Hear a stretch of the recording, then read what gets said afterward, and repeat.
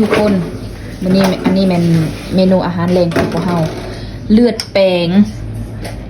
ต้มสมเป็ดลาบเป็ดกับผักแล้วก็มีสาลายญี่ปุ่นไว้กะเมะให้เรา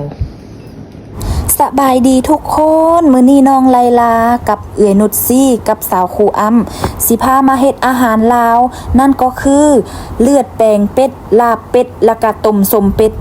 มี3อย่าง3เมนูเด้อมื้อนี้โดยเป็ดโตเดียวเท่านั้นก่อนอื่นหมดเฮาก็มาทำความสะอาดเป็ดแล้วก็เอาตับเอาไตเอาซีนหั่นมาซอยๆๆเพื่อจะเฮ็ดเลือดแปลงแล้วก็เอาผักหอมใส่ได้เด้อทุกคนเด้อผักหอมก็จะมีตามนี้เลยผู้ใดมักหอมอีหยังก็ใส่เลยเด้อสำหรับรายนี้มักหอมบัวกับหอมปอมแล้วก็ซอยใส่ให้มันพอดีกับเลือดแปลงที่เฮากะเกียมไว้ได้ประมาณ2จานนี่แหละตัวแต่อันนี้ไลลาก็สิซอยหลายเด้อเพราะว่าสิซอยใส่ลาบเป็ดกับอันโหยหน้าอันน้ำแกงบางคนก็งงว่าน้ำแกงแม่นหยังน้ำแกงก็คือน้ำซุปนั่นเองทุกคนน้ำซุปเป็ดเด้อและอันนี้สาวครูอ้ำก็ทำการอัน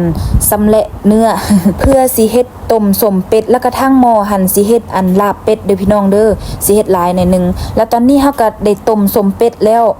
เอาก็เอาน้ำใส่จากเอาอีหยังใส่น้ำเพิ่นบุตรอันสาวครูอ้ำเป็นคนเฮ็ดเด้ออันนี้แม่นฝีมือของสาวครูอ้ำส่วนไลลาเองก็บ่ฮู้เฮ็ดเนาะประเภทนี้ไลลาบ่ฮู้เฮ็ดเลยแต่ว่าเพิ่นว่าเพิ่นสิเอาอันใบมะขามใส่แด่เพิ่นว่าก็ปรุงไปตามรสชาติที่เฮามักหั่นแหละทุกคนเอื้อยสุดที่เลิฟของน้องไลลากะเป็นคนเบิ่งอย่างเดียวเบิ่งโทรศัพท์บาซ่านกับเพิ่นนี่แหละเป็นคนอยากกินแต่เพิ่นบ่เคยลงมือเฮ็ดจักเทื่อห่าๆหยอกนางก็เฮ็ดอยู่แต่เฮาบ่ได้ทายตอนที่นางเฮ็ดเนาะตอนนี้เพิ่นกำลังเฮ็ดคลิปเพิ่นว่าหลังจากที่สิ้นลาบเป็ดสุกแล้วเฮาก็ทำการคนโคเลให้เข้ากันเด้อพี่น้องเด้อหน้าตาก็จะออกมาประมาณนี้เลยทุกคนเป็นจังใดน่ากินบ่อันนี้แม่นอาหารทางลาวเด้อต้องขอโทษขออภัยน้ำผู้บ่กินเลือดบ่กินดิบแต่สำหรับไล่นี่แม่นโคตรมากเลยเลือดแป้งนี่เป็นอาหารสั้นเลิศก็ว่าได้ก็บ่ว่ากันเนาะทุกคนเนาะของกินอยู่น้ำผู้มักหลังจากที่เสิร์ฟเวลาเฮ็ดไป3 ชั่วโมงเมนูที่ใดออกมาประมาณนี้เป็นจังใดตาแซ่บบ่หูอันนี้เลือดแป้งเด้อแล้วก็อันนี้ก็คือต้มสมเป็ดแล้วก็มีลาบเป็ดว้าว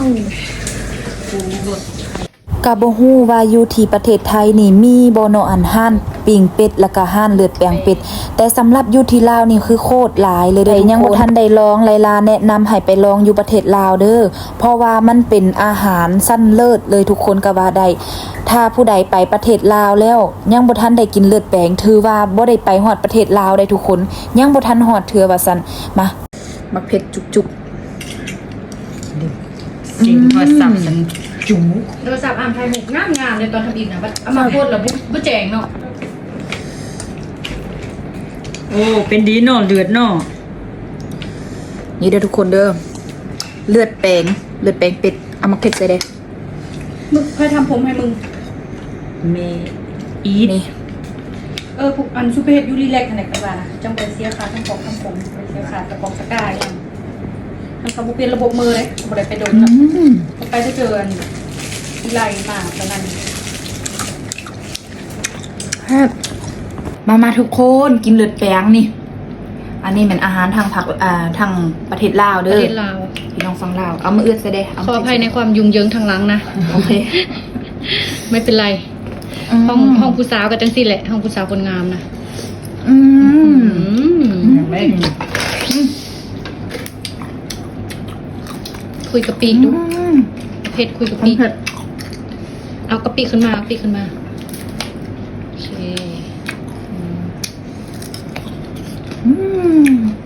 ครับแล้วก็นี่มีต้มเป็ดเลือดแปลงว้าวนี่ทุกคนต้องกับเขาต้องกับเขาจังซี่เด้อทุกคนเลยกินเบียร์บ่และก็แน่นอนแหละทิ้งที่เฮาคาดบ่ได้กับเลือดแปลงนั่นก็คือน้ำลำไยมีฟองนั่นเองทุกคนเพราะว่าไลก็เป็นคนนึงที่มักกินเหล้ากินเบียร์เนาะเพราะว่ามันเป็นของคู่กันอยู่แล้วจะสวยให้เฮาบ่คาวปากเวลาเฮากินเลือดแปลงนั่นเนาะทุกคนอีกละเบียร์ไทย